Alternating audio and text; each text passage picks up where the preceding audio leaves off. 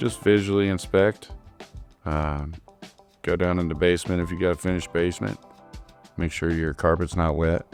Make sure you don't see any pooling water. Go outside, say it quits raining, make sure there's no pooling water around the foundation. Little things like that go a really long way, especially if you don't currently have water in your basement. So, I mean, it's a lot of people overthink it, and it's not something that you want to overthink. It's easy to overthink.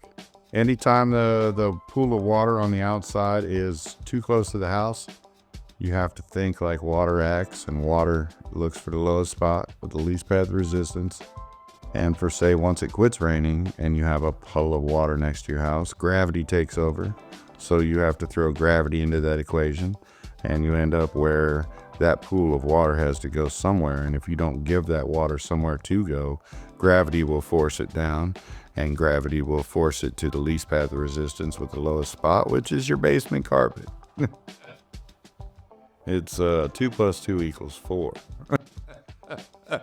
The difference between minor cracks and serious structural issues, obviously, if you're noticing framing, crooked doors, cracks in sheetrock upstairs, where say you go downstairs and yesterday's 1/4 inch crack is now 1/2 inch, you have activity happening and things are shifting, and addressing those sooner rather than later ends up cheaper rather than more expensive.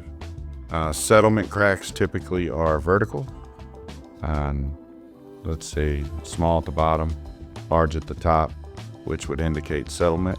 Hydrostatic pressure, or street creep, if you will, those are going to be more horizontal, whereas you actually have outside forces pushing on the foundation, which cause foundation issues. And then it gets to the point where it can either A, compromise the structural integrity, or B, cause settlement, water intrusion. Just normal foundation issues.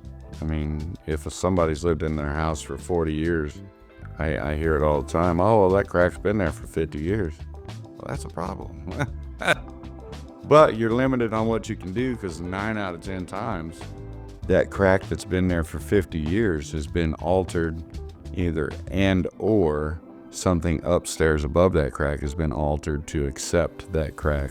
So I mean, you're limited on repairs in that sense, because a lot of times I've run into it before where somebody's remodeled the whole house on a foundation that's not stable, and then they wonder why there's cracks, coming back. Or you have to do it in steps, and honestly, if you skip step 2 to go to step 3, when you get to step 5, you'll have to come back to step 2.